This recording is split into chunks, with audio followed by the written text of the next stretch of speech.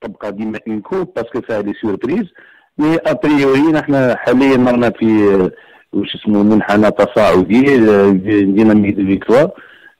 ليكيب راهي فورم نورمالمون ان شاء الله ما يكونش لينا اشكال. سيرت رايحين نلقوا الديفيكولتي مي على ارض ميدان، على الارضيه تاعنا قدام جمهورنا، وان شاء الله مع لي با تاع ليكيب حاليا يعني نشوف فيها بورسونتاج كبير انه نحن نفوزوا بالمقابله ان شاء الله. المفرح هو انه المشاركه الاولى لفريق شباب عين ياقوت ناشط في البطوله الثالثه.